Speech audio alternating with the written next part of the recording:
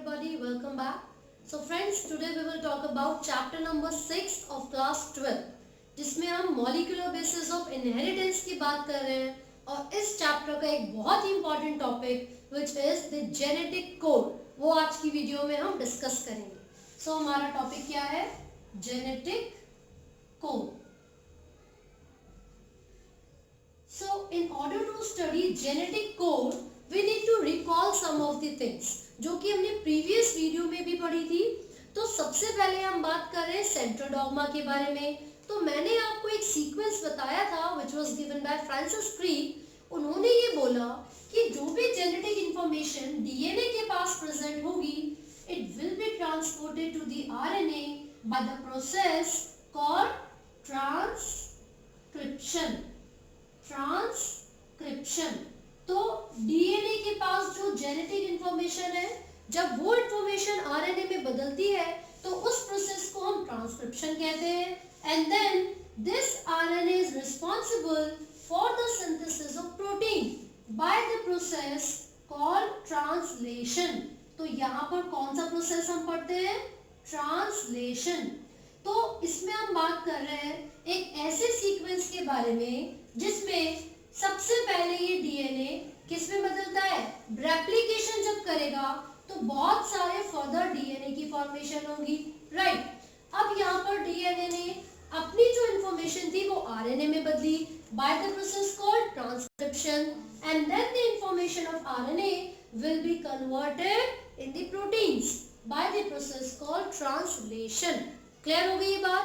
तो इसका मतलब ये हुआ कि जब भी प्रोटीन की सिंथेसिस होती है तो उसमें कौन सा genetic material important role play करेगा? That will be RNA, ribonucleic acid. ठीक है. तो ये जो आरएनए है कौन कौन से न्यूक्लियोटाइड्स इसके अंदर आप पढ़ोगे? A, U, G, C. These four are the nitrogen bases. These four are the nitrogen bases. जब भी हम एक न्यूक्लियोटाइड के स्ट्रक्चर की बात करते हैं तो आपने देखा होगा एक पेंटोज शुगर होती है which is further connected with the phosphate group as well as with the nitrogen base. तो एक न्यूक्लियोटाइड तभी बनेगा जब एक पेंटोज शुगर एक फास्फोरस के साथ और एक नाइट्रोजन बेस के साथ जुड़ती है. क्लियर हो गई? जब हम डीएनए की बात करते हैं तो हमारे पास जो चार नाइट्रोजन बेसेस होते हैं दीज आर ए, टी, जी, सी. लेकिन जब आरएनए के बारे में हम बात करेंगे तो वो कौन से नाइट्रोजन बेसेस होंगे? ए, यू, जी, सी. क्लियर हो गया? अब हम आगे देखेंगे कि जेनेटिक कोड और आरएनए में जो न्यूक्लियोटाइड्स हैं उनका क्या रिलेशन है. Basically genetic codes are the sequences. Genetic code ऐसे सीक्वेंस है जो कि कोड उन कोड्स का यूज करके प्रोटीन की सिंथेसिस की जाती है and these codes are present on the messenger RNA. ये कोड किसको रिप्रेजेंट करेंगे? मैसेंजर आरएनए को. तो क्या फीचर है, किस तरीके से इनको डिस्कवर किया गया था, वो सारी चीजें हम पढ़ेंगे. तो सबसे पहले मैं एक साइंटिस्ट का नाम यहाँ पर मेंशन कर रही हूँ. तो जॉर्ज गैमोव एक साइंटिस्ट हैं जिन्होंने सबसे पहले एक सजेशन दिया था और उन्होंने क्या कहा था? जॉर्ज गैमोव ने क्या कहा था कि भाई देखिए चार न्यूक्लियोटाइड्स हैं ए, यू, जी, सी. क्लियर है? तो ये एडेनाइन, यूरेन या फिर इसको यूरेसिल, ग्वानिनो, साइटोसिन के नाम से आप जानते हो. तो जब ये शुगर और फास्फोरस के साथ जुड़ते हैं तो एडेनिन, यूरेडिन, इन सबको ये सिस्टीन वगैरह बोला जाता है. तो George Gamow was the scientist who suggested, जिन्होंने ये सजेस्ट किया कि भाई जो भी कोडोन्स होने चाहिए वो ट्रिपलेट की फॉर्म में होने चाहिए. जो भी कोडोन्स होने चाहिए वो ट्रिपलेट की फॉर्म में होने चाहिए. ऐसा इसलिए कहा उन्होंने क्योंकि देखिए चार न्यूक्लियोटाइड्स प्रेजेंट है आरएनए में और जो अमीनो एसिड्स हैं that code for the proteins वो कितने हैं? 20 अमीनो एसिड्स. तो इसका मतलब ये हुआ in some way we need to arrange these nucleotides so that 20 amino acids could be formed. हमें किसी भी तरीके से इन न्यूक्लियोटाइड्स को अरेंज करना है ताकि भाई कम से कम 20 अमीनो एसिड्स की फॉर्मेशन तो हो जाए। तो उन्होंने क्या बोला कि अगर हम जैसे परम्यूटेशन रिकॉम्बिनेशन का उन्होंने मेथड यूज किया और उन्होंने बोला मान लीजिए टोटल 4 न्यूक्लियोटाइड्स हमारे पास प्रेजेंट है, मतलब 4 नाइट्रोजन बेसेस है, ठीक है। अगर मैं इनको दो दो के सीक्वेंस में अरेंज करता हूं तो 4 into 4 यानी कि 16 अमीनो एसिड्स की फॉर्मेशन हो पाएगी। लेकिन मुझे कम से कम 20 अमीनो एसिड्स तो चाहिए, चाहे एक अमीनो एसिड 2 बार 3 बार 4 बार रिपीट हो जाए, उससे कोई प्रॉब्लम नहीं है, लेकिन मिनिमम 20 अमीनो एसिड्स जो कि हमें हमारी बॉडी के लिए बहुत जरूरी है, प्रोटीन सिंथेसिस के लिए जरूरी है, इनका बनना बहुत कंपलसरी है। तो उन्होंने क्या किया, 4 की पावर 3 कर दी, यानी कि उन्होंने ऑब्जर्व किया कि हम इन जेनेटिक कोड को इस तरीके से अरेंज कर सकते हैं कि ट्रिपलेट बने, यानी कि 3-3 के सीक्वेंस में हम इनको अरेंज कर सकते हैं। और टोटल जो कोडोन्स बनेंगे वो कितने होंगे, 64 कोडोन्स। तो यहाँ पर जॉर्ज कैमोव ने सजेस्ट किया था दैट दी न्यूक्लिक एसिड्स, जो ये हमने यहाँ पर बात की है पूरे न्यूक्लिक एसिड की, डीएनए या आरएनए के बारे में, तो आरएनए के अंदर जो अरेंजमेंट होनी चाहिए कोडोन्स की वो ट्रिपलेट की फॉर्म में होनी चाहिए। तो किसने कहा था ये, जॉर्ज गैमोव ने। आगे बात करते हैं वो कौन से साइंटिस्ट हैं जिन्होंने सपोर्ट किया था जॉर्ज गैमोव के एक्सपेरिमेंट को या फिर सजेशन को। तो आप देखोगे 3 साइंटिस्ट के नाम आपकी बुक्स में मेंशन है, 3 अलग अलग साइंटिस्ट के नाम आप देखोगे। लेकिन जब भी ये क्वेश्चन पूछा जाता है ना कि हु डेसिफर्ड द कोडोन्स, किसने एग्जैक्टली एक्सपेरिमेंट करके वो कोडोन्स बनाए थे, है ना, तो उसमें मार्शल लैंडबर्ग का नाम आप देखते हो। किसका, मार्शल लैंडबर्ग, ठीक है। 1961 में इन्होंने अपने कलीग्स के साथ मिलकर क्या किया था, एक्सपेरिमेंट परफॉर्म किया था, ठीक है। तो जो मार्शल लैंडबर्ग है, इन्होंने अपना एक्सपेरिमेंट किया था जिसमें उन्होंने ये जो जेनेटिक कोडोन्स होते हैं इनके फंक्शंस को, इनकी एक्टिविटीज को प्रॉपर तरीके से दिखाया था अपने एक्सपेरिमेंट के थ्रू। सो जॉर्ज कैमोव के सपोर्टर्स की बात कर रहे हैं, सबसे पहले मैंने यहाँ पर कलीग्स लिख देती हूँ। He along with his colleagues in 1961 performed an experiment to show the function of genetic codes. Clear है? तो जॉर्ज कैमोव को सपोर्ट करने के लिए सबसे पहले मार्शल लैंडबर्ग का नाम लिखा है। आपने डॉक्टर हरगोबिंद खुराना का नाम पढ़ा होगा, आपकी एनसीईआरटी में है, हरगोबिंद खुराना। हरगोबिंद खुराना आरएनए की सिंथेसिस करवा के इन्होंने देखा था। साथ ही साथ सेब्रोका का नाम भी आपकी एनसीईआरटी में गिवन है। और उन्होंने क्या किया था, एक ऐसे एंजाइम की फॉर्मेशन की थी, डिस्कवरी की थी, एक ऐसे एंजाइम की डिस्कवरी की थी जो कि आरएनए की सिंथेसिस करने के लिए रिस्पॉन्सिबल है ना। ये discovered an enzyme responsible for the synthesis of RNA synthesis, right? तो हमने यहाँ पर देख लिया है जॉर्ज कैमोव ने ट्रिपलेट को सजेस्ट किया था। उनको सपोर्ट करने के लिए 3 साइंटिस्ट के नाम हमने पढ़े हैं। Hargobind Khorana was one of the Indian scientist, उसके बाद मार्शल लैंडबर्ग जिन्होंने डेसिफर किया था इन कोडोन्स को 1961 में अपने कलीग्स के साथ मिलकर, ठीक है। उसके बाद सेब्रोका जिन्होंने एक ऐसे एंजाइम को डिस्कवर किया था which was important, which was necessary for the formation or the synthesis of RNA। Clear हो गया। अब कोडोन्स के फीचर्स क्या है और कोडोन्स को आप स्टडी कैसे करोगे, है ना। तो देखिए जब भी हम इन कोडोन्स के बारे में बात करते हैं सबसे पहली चीज देयर आर 64 कोडोन्स। जैसे कि मैंने आपको अभी बताया वो 64 कोडोन्स कैसे आए थे, वो ट्रिपलेट की फॉर्म में अरेंज करने पर आए थे। किसको, जो अभी हमने नाइट्रोजन बेसिस पढ़े थे उनको। So in total we have 64 genetic codons, right. Total कितने हैं, 64 genetic codons. But out of these 64 codons there are 61 codons that code for the amino acids। लेकिन जो 3 बचे हुए codons होते हैं these are called stop codons और nonsense codons। stop codons और nonsense codons। तो 61 are coding genetic codes whereas 3 are stop codons। These stop codons are also called nonsense codons, nonsense codons, ठीक है। वो कौन कौन से 3 स्टॉप कोडोन्स हैं, यहाँ पर हम लिख लेते हैं। एक होता है UGA, UGA, एक होगा UAA, देन UAG। बच्चों ने भी इसकी ट्रिक बना रखी है और बोलते हैं उल्लू गया आया, उल्लू आया आया, उल्लू आया गया। सो जैसे आपको ठीक लगे आप वैसे याद कर सकते हैं। एंड UGA, यहाँ पर जो ये स्टॉप कोडोन है, बेसिकली ये तीनों ही ऐसे कोडोन्स हैं जो किसी भी अमीनो एसिड की फॉर्मेशन में काम नहीं करेंगे, यानी कि ये तीनों क्या होते हैं, नॉनसेंस कोडोन्स, ठीक है। This one is called the opal, this is ochre, and the last one is opal हो गया, ओकर हो गया, एम्बर, ठीक है। सो यहाँ पर 3 स्टॉप कोडोन्स के बारे में हमने बात कर ली है। तो यहाँ पर बाकी जो 61 कोडोन्स है वो कौन कौन से होते हैं एक बार फटाफट से देख लेते हैं, है ना। तो एक बॉक्स हम यहाँ पर बना रहे हैं, आपको ये एनसीईआरटी में या बाकी जो रेफरेंस बुक्स हैं उसमें बना हुआ मिल जाएगा।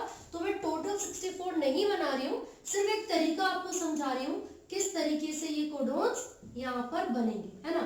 साइंटिस्ट के नेम्स ऑलरेडी हम डिस्कस कर चुके हैं, किस किसने सजेशन दिया था, किसने डिसिफर किया था, राइट। तो देखिए कितने नाइट्रोजन बेसिस है आरएनए में, AUGC, यानी कि 4 नाइट्रोजन बेसिस है। इनको आप अरेंज कर सकते हो कैसे भी करके, सेम यहाँ पर ले लो GCCG, जैसा आपका मन हो, ठीक है। और यहाँ पर उन चारों को रखेंगे CG, आप चाहो तो UA या फिर AUCG जैसा हो वैसे रख सकते हैं, ठीक है।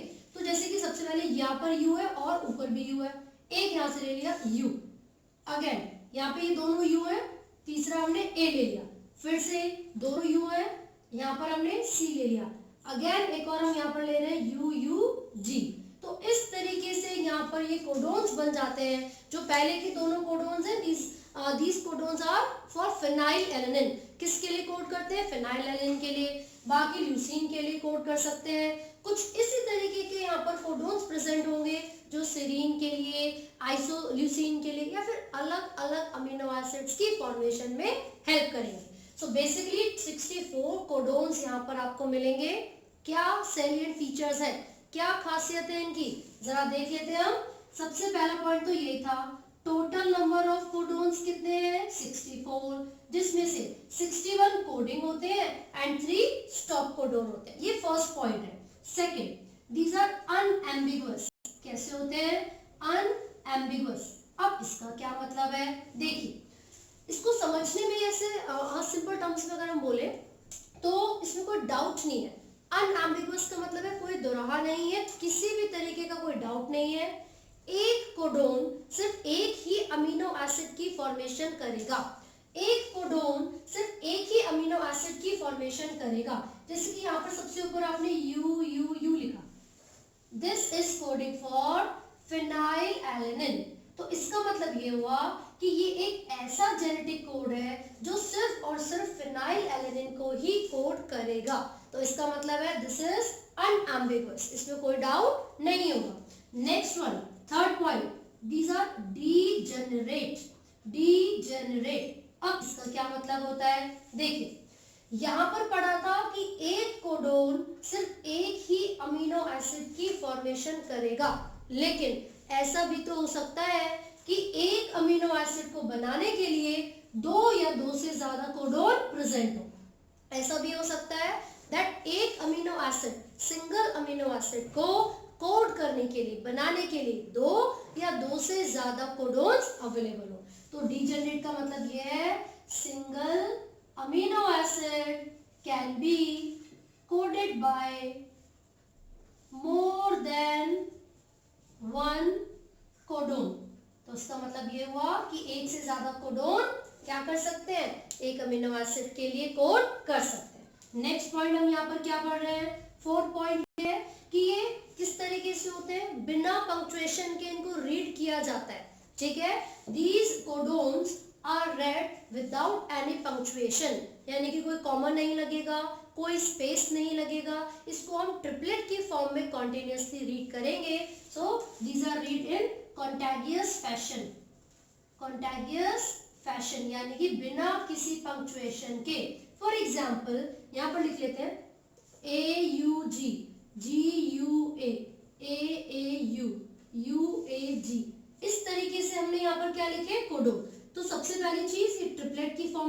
आप जब रीड करोगे तो ये ट्रिपलेट की फॉर्म में होंगे।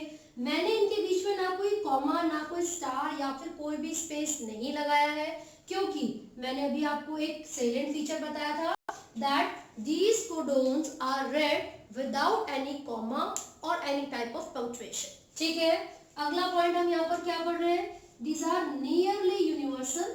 These are nearly universal। देखिए ये जो वर्ड यहाँ पर nearly लगाया हुआ है ये इसलिए है, यूनिवर्सल का मतलब तो ये हुआ कि कितना भी प्रिमिटिव ऑर्गेनिज्म हो और कितना भी हाईली इवॉल्व या डेवलप्ड ऑर्गेनिज्म हो, दोनों के अंदर ही एक कोडोन सेम अमीनो एसिड को कोड करेगा। इसका मतलब है यूनिवर्सल। अगर AUG की बात कर रही हूँ तो AUG बैक्टीरिया में भी मिथ्योनिन के लिए कोड करेगा और हाईली डेवलप्ड ऑर्गेनिजम्स में भी मिथ्योनिन के लिए कोड करेगा। तो इसका मतलब होता है यूनिवर्सल। बट नियरली लगाने से यहाँ पर मतलब ये है कि कुछ एक दो एक्सेप्शन भी हो सकती हैं, जैसे माइटोकॉन्ड्रियल DNA की या फिर प्रोटोजोआ के अंदर ऐसी कुछ एक्सेप्शंस ऑब्जर्व की जा सकती हैं। क्लियर है? आगे बढ़ते हैं। 6th पॉइंट, यहाँ पर जो छठा पॉइंट हम पढ़ रहे हैं वो ये है that AUG has dual function। AUG एक ऐसा जेनेटिक कोड है जिसके दो फंक्शंस होते हैं। अब वो कौन कौन से फंक्शन है? सबसे पहला point that AUG acts as an initiator codon। कैसे एक्ट करेगा? इनिशिएटर कोडोन की तरह। दूसरा, it codes for methionine। it codes for methionine। तो इसका मतलब ये हुआ कि जितने भी जेनेटिक कोड्स हमने यहाँ पर पढ़े हैं टोटल 64 होते हैं। सजेशन जॉर्ज कैमोव ने दिया था। उनको सपोर्ट करने के लिए अलग अलग साइंटिस्ट के हमने नाम पढ़े थे, जैसे कि हरगोबिंद खुराना, मार्शल लैंडबर्ग एंड सेब्रो ओका। राइट, सेब्रो ओका के कुछ फ्रेगमेंट्स भी होते हैं तो प्लीज कंफ्यूज ना हो, वो एक साइंटिस्ट का भी नाम है। He was a physician. Clear है? साथ ही साथ जो मार्शल लैंडबर्ग थे, मैंने आपको बताया कि 1961 में उन्होंने अपने कलीग्स के साथ काम किया था और उनको उस चीज के लिए नोबेल प्राइज भी मिला था क्योंकि उन्होंने जेनेटिक कोड्स को डिसिफर किया था। ठीक है, तो उनमें से कई बार उनके कलीग का नाम भी पूछ लिया जाता है। So one of them was Heinrich. ठीक है, तो जे मैथ्यू उनका पूरा नाम था, तो आपको याद रखना है। ठीक है, तो जो मार्शल लैंडबर्ग है उनके बारे में भी याद रखना है और बाकी जो साइंटिस्ट के नाम हमने यहाँ पर पढ़े उनके भी बारे में आपको याद रखना है। सो आई होप आपको ये टॉपिक समझ में आया हो। जेनेटिक कोड में इतना ही था। Now these codes are used for the synthesis of protein, यानी कि ट्रांसलेशन के प्रोसेस में इन्हीं कोड्स का इस्तेमाल होगा। जैसे कि मैंने ये सीक्वेंस बताया, this is a sequence of messenger RNA। किसका सीक्वेंस है? मैसेंजर RNA का। कैसे पता चला? क्योंकि यहाँ पर यूरेसिल है। अगर ये DNA का सीक्वेंस होता तो यहाँ पर क्या होना चाहिए था? T यानी कि थाइमिन। बट यहाँ पर क्या प्रेजेंट है? यूरेसिल। तो ये मैसेंजर RNA का सीक्वेंस है। यहाँ पर एक स्टार्टिंग में कौन सा कोडोन होता है? Initiator codon. लास्ट में कौन सा कोडोन होता है? Stop codon. लेकिन ऐसा भी हो सकता है किसी मैसेंजर RNA के सीक्वेंस में यहाँ पर स्टॉप कोडोन प्रेजेंट हो। तो भाई जहां पर भी स्टॉप कोडोन प्रेजेंट होगा ट्रांसलेशन का प्रोसेस वहीं पर रुक जाता है। क्लियर है? सो ये जेनेटिक कोडोन यहाँ पर खत्म होते हैं। आई होप आपको ये टॉपिक समझ में आया है and do not forget to like, share and subscribe. Thank you.